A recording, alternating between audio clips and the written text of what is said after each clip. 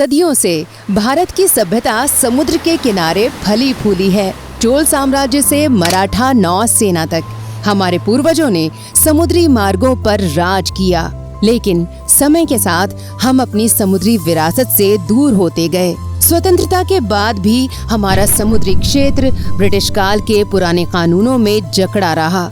2014 तक भारत के पास समुद्र और समुद्री परिवहन को लेकर कोई स्पष्ट योजना नहीं थी।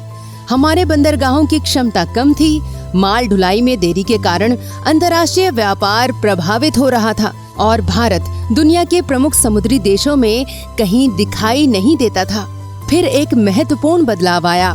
माननीय प्रधानमंत्री श्री नरेंद्र मोदी जी के पास भारत के खोए हुए समुद्री गौरव को लौटाने का स्पष्ट और ठोस दृष्टिकोण था।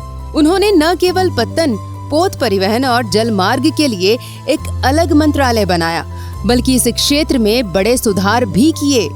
पिछले 11 सालों में हुए बदलाव अभूतपूर्व रहे हैं। साथियों, पोर्ट इकोनॉमी की पूरे पोटेंशियल का इस्तेमाल तब होता है जब इंफ्रास्ट्रक्चर और ईज ऑफ डूइंग बिजनेस दोनों को बढ़ावा मिले। पिछले 10 वर्षों में यही भारत सरकार की पोर्ट और वाटर बेस्ड पॉलिसी का ब्लूप्रिंट रहा है। पहले हमारी कुल बंदरगाह क्षमता केवल 1561 मिलियन टन थी, लेकिन अब ये बढ़कर 2762 मिलियन टन पहुंच गई है।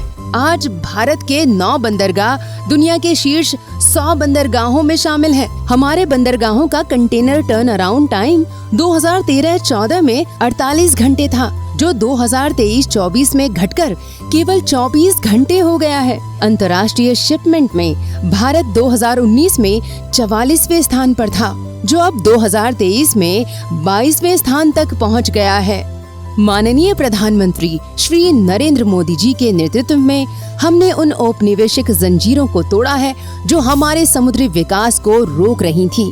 हाल ही में संसद के मानसून सत्र में 5 महत्वपूर्ण समुद्री बिल पास किए गए, जो भारत को अंतर्राष्ट्रीय मानकों के अनुसार ढालेंगे और देश को वैश्विक समुद्री क्षेत्र में आगे बढ़ाने में मदद करेंगे। आज समुद्री अमृत काल विजन 2047 के साथ भारत एक नया अध्याय शुरू कर रहा है। स्वतंत्रता के 100 साल पूरे होने तक हमारा लक्ष्य है भारत दुनिया के शीर्ष 5 जहाज निर्माण देशों में शामिल हो, अपनी बंदरगाह क्षमता 4 गुना बढ़ाए और एक मजबूत समुद्री शक्ति बने। इस दिशा में आज 8000 करोड़ रुपए की परियोजनाओं का शिलान्यास किया गया। इनमें शामिल है कोलकाता के श्यामा प्रसाद मुखर्जी बंदरगाह पर नया कंटेनर टर्मिनल, जो पूर्वी भारत के व्यापार को बढ़ाएगा। पारादीप बंदरगाह पर आधुनिक कंटेनर बर्थ, जो खनिज निर्यात बढ़ाएगा। अंडमान निकोबार और चेन्नई में तटीय सुरक्षा के लिए मजबूत समुद्री दीवारें और कांडला के दीनदयाल बंदरगाह पर बहुउद्देशीय कार्गो बर्थ, जो भारत के आधुनिक विकास को गति देगा। मुंबई अंतर्राष्ट्रीय क्रूज टर्मिनल का उद्घाटन भी आज हुआ है, जो भारत में सबसे बड़ा है। ये न केवल क्रूज पर्यटन को बढ़ावा देगा, बल्कि नए रोजगार भी पैदा करेगा। Maritime development fund, ship building financial assistance policy और शिप बिल्डिंग डेवलपमेंट स्कीम जैसी घोषणा यूनियन बजट 2025-26 में की गई थी।